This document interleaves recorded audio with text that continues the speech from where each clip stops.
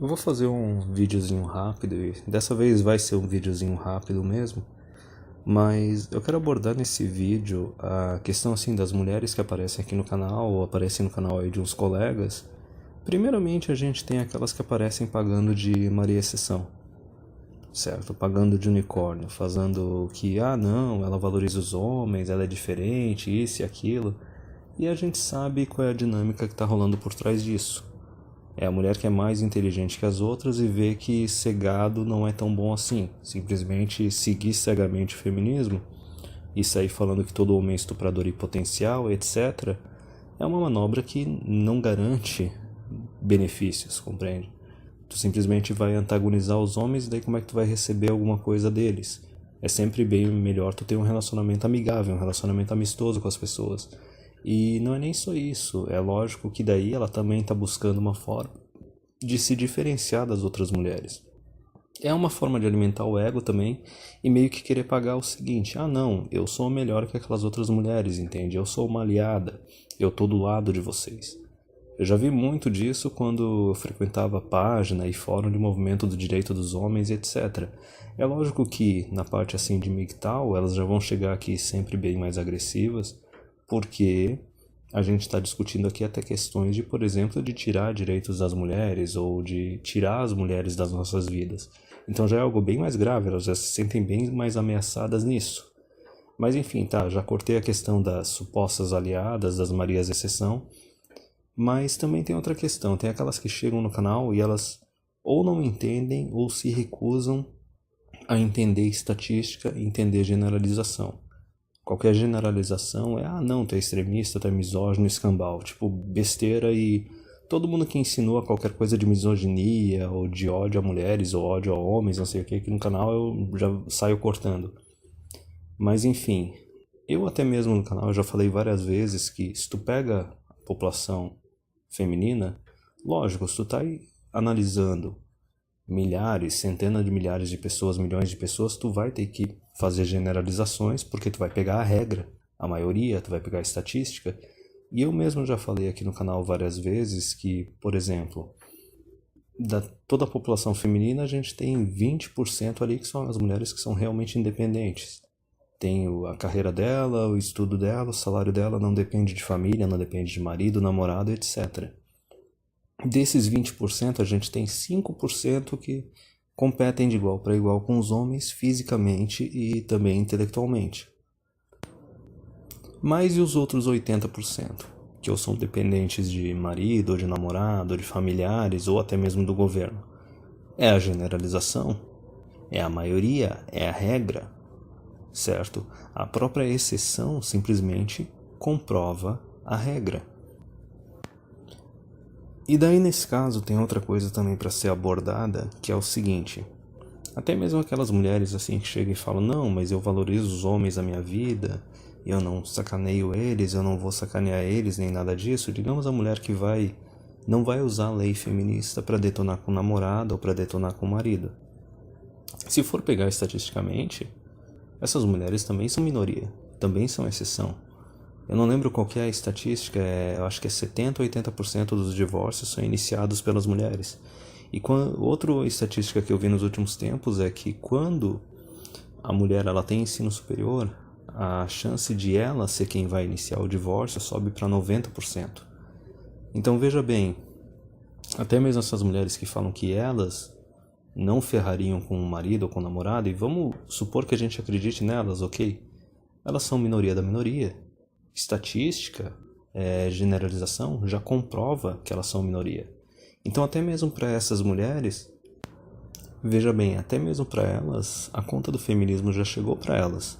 Porque, veio, tu tem uma maioria de mulheres que são dependentes, que usam as leis feministas para ferrar com os companheiros, e daí digamos que essa mulher ela é independente, ela é honesta, ela jura de pé junto que ela jamais vai ferrar com um homem.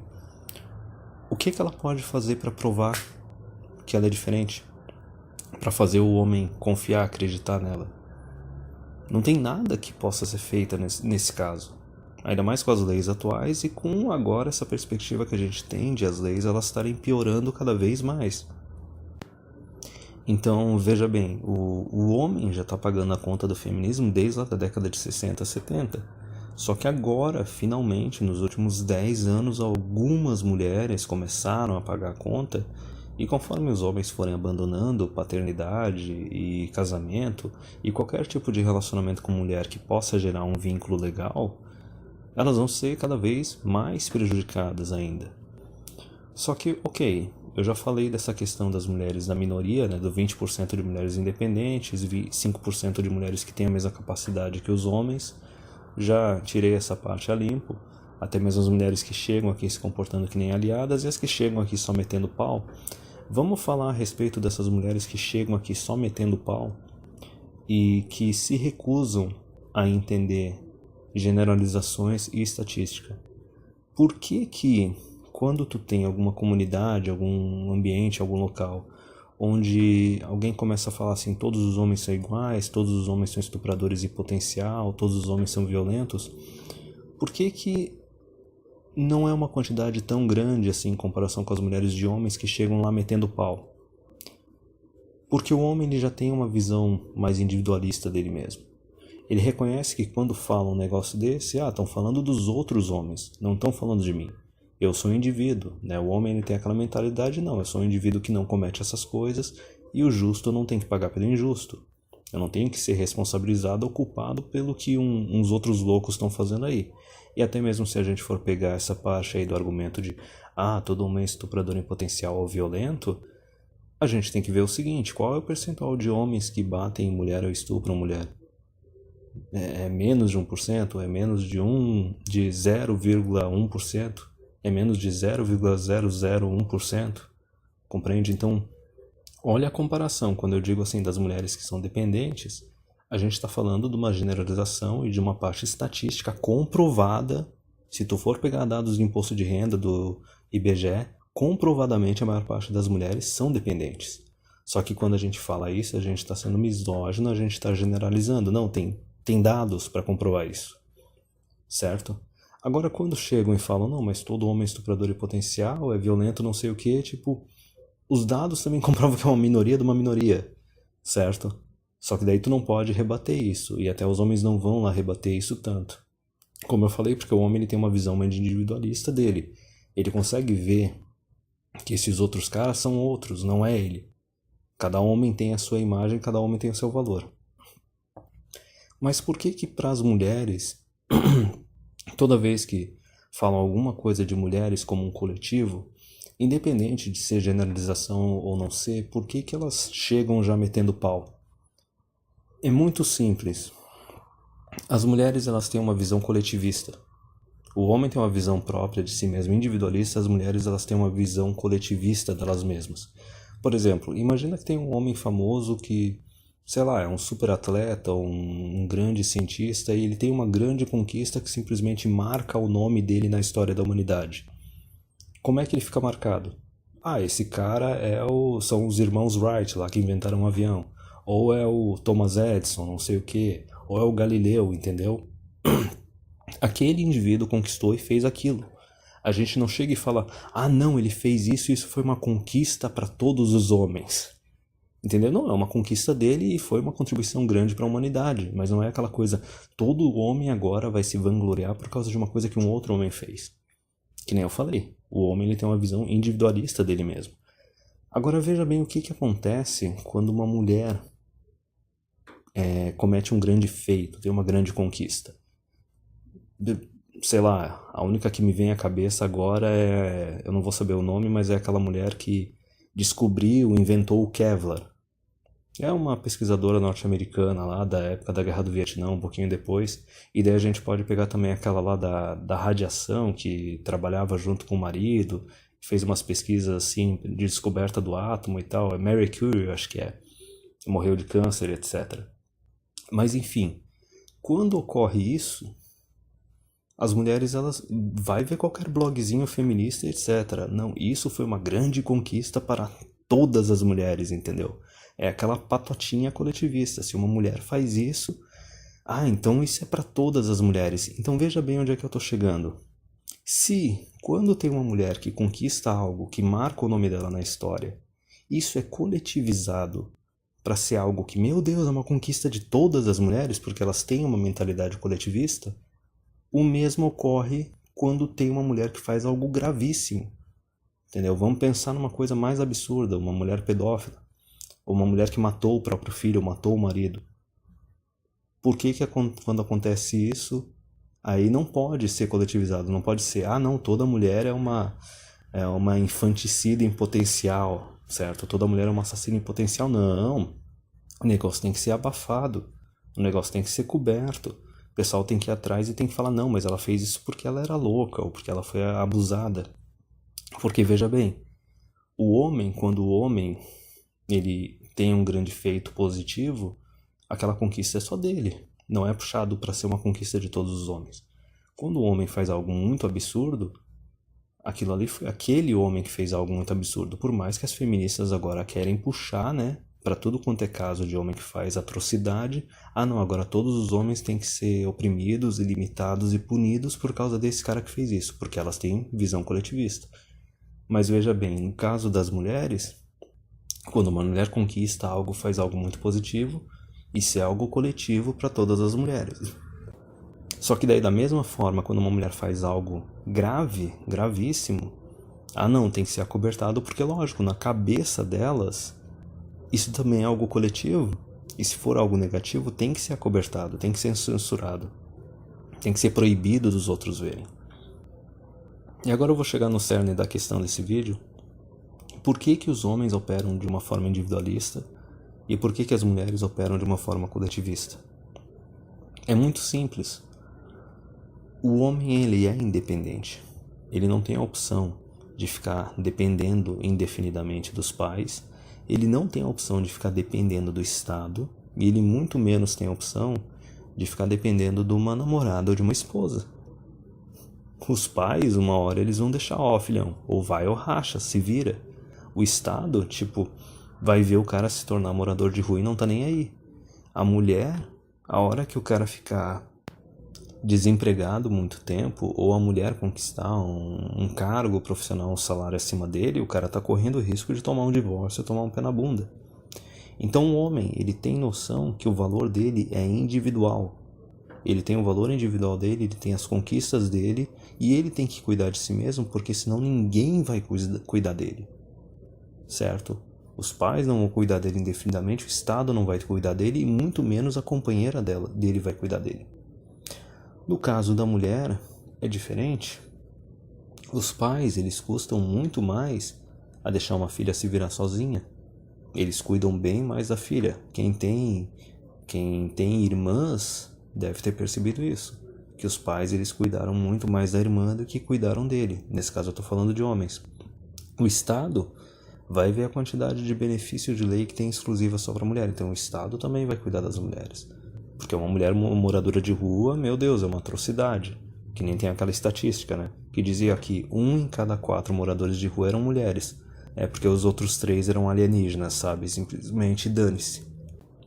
E a mulher também, ela tem a opção de ficar sendo sustentada, cuidada pelo namorado ou pelo marido. Independente dela ficar desempregada ou ter um salário abaixo dele, o homem não se importa de cuidar da mulher. Então veja bem, o homem, ele tem uma visão individualista, ele sabe que ele tem que cuidar de si mesmo, porque senão ninguém vai cuidar dele. A mulher, ela tem uma visão coletivista e ela sabe que tem alguém que vai cuidar dela. Só que aí é que está a questão, por que elas têm uma visão feminina coletivista? Por que tem essa sisterhood über alles, né? A irmandade acima de tudo? O Rolo gosta de usar esse termo, mas por que elas têm essa mentalidade, essa visão coletivista e essa necessidade de sempre promover de forma positiva na sociedade a imagem feminina? Que nem eu disse, as conquistas, os grandes feitos de uma mulher são os grandes feitos de todas as mulheres. E querer esconder, abafar, censurar quando uma mulher comete uma atrocidade. é muito simples. Mesmo que seja só inconscientemente ou instintivamente, elas sabem que na sociedade elas são dependentes. Que nem eu disse, são dependentes da família, né, dos pais, ou dependentes do parceiro, ou dependentes do governo. Só que para uma pessoa continuar sendo dependente, essa pessoa tem que ter uma imagem positiva, os outros têm que estar dispostos a cuidar e sustentar essa pessoa. Então veja bem, é por isso que as mulheres elas querem preservar a imagem feminina o máximo possível, porque isso é uma questão de sobrevivência. A sobrevivência delas, o bem-estar delas depende disso. É só quando tu tem uma imagem positiva das mulheres é que tu vai ter governo cuidando das mulheres, tu vai ter família cuidando das mulheres, tu vai ter homens cuidando das mulheres. Então isso para elas é uma questão de sobrevivência, é uma questão prioritária. É por isso que elas têm essa mentalidade coletivista e elas querem promover e preservar a imagem feminina na sociedade o máximo possível. Mas então, vamos pegar numa visão de longo prazo e vamos analisar o que aconteceu. Acho que, digamos assim, desde a segunda onda feminista, né, década de 60, 70. Então vamos analisar aí o que aconteceu nos últimos 60 anos. Vamos lá. Um monte de mulher destruindo a própria imagem, essa cultura absurda de promiscuidade, esse negócio de agora querer normalizar adultério, normalizar cucagem, compreende? E ainda do outro lado tu tem um monte de lei misândrica sendo implementada, negócio piorando cada vez mais. Então veja bem só o que aconteceu. Na parte dos pais, eu acho que os pais meio que continuam cuidando das filhas. Eu acho que talvez um pouco menos do que cuidavam antes, mas continuam cuidando. Só que tu já consegue ver que os homens já não estão mais dispostos a cuidar tanto de mulher, proteger tanto a mulher e prover tanto para a mulher. Isso está relacionado à misandria na sociedade, isso está relacionado a leis feministas que ferram com o homem, isso está relacionado também com as próprias mulheres. Eu não estou falando, estão fazendo campanha contra a imagem das mulheres. Não, as próprias mulheres se comportando de forma não respeitável, se comportando de forma degenerada e detonando com a própria imagem delas. Então não só os homens assim não vão estar tão dispostos a proteger e prover para elas, como talvez até vão começar a querer se afastar delas. Que é algo que está acontecendo, quem está frequentando esse canal está vendo isso. E daí a gente tem mais uma outra questão. O governo continua provendo e defendendo os interesses delas. Só que, é que nem eu falei já algumas vezes, o governo ele é filha da mãe, ele não é trouxa. Conforme a taxa de natalidade, por exemplo, aqui do Brasil continuar caindo, vai chegar um momento que a mulherada também vai ser abandonada pelo governo. E nesse ponto, como o governo ele é filha da mãe, ele não tem essa parte assim de valores, ele não está nem aí se a imagem da mulher na sociedade é positiva ou negativa. Simplesmente o papel da mulher para o governo é se reproduzir e gerar mais escravos. E também servir como curral eleitoral para aumentar ainda mais o tamanho do Estado, tornar ele cada vez mais invasivo e mais socialista, né? Mas veja bem, nos outros pontos de homens provendo e protegendo para as mulheres e de familiares cuidando de mulheres, tu já começa a ver que gradativamente as mulheres elas foram sendo abandonadas, conforme elas mesmas foram destruindo a própria imagem. E não só isso, né? Tentando agir politicamente para ferrar, dominar e controlar cada vez mais os homens através de leis feministas. Então, por fim, lógico, tem aí o feminismo no meio, essa expansão do feminismo na sociedade, o aumento da misandria. Só que na questão da imagem feminina, é por isso que a imagem feminina para elas é tão importante. É por isso que elas custam a entender generalizações, é por isso que elas custam a entender a parte também de estatística. Porque para elas isso é uma questão de bem-estar, isso é uma questão de sobrevivência. O bem-estar e a sobrevivência de uma mulher depende da imagem que as mulheres têm na sociedade. E não é tanto assim a imagem individual, porque elas coletivamente elas são dependentes. Conforme eu já expliquei, vai ser dependente do Estado, de familiares ou de um homem. Então, para ter pessoas que estão dispostas a cuidar e proteger as mulheres, elas têm que ter uma imagem positiva na sociedade. diferente do homem. O homem ele é independente, ele reconhece que ele é um indivíduo, que os outros são outros indivíduos, e ele não tem por que se responsabilizar ou se sentir culpado pelo que os outros fazem. Tem uma mentalidade mais individualista. Já para a mulher, a história é outra. Não dá para separar. Porque, como eu falei, é uma questão de sobrevivência. E a hora que a imagem da mulher começa a ficar negativa demais, aí é aquele negócio, é meio que nem Chapolin, né? Ó, e agora quem poderá me defender?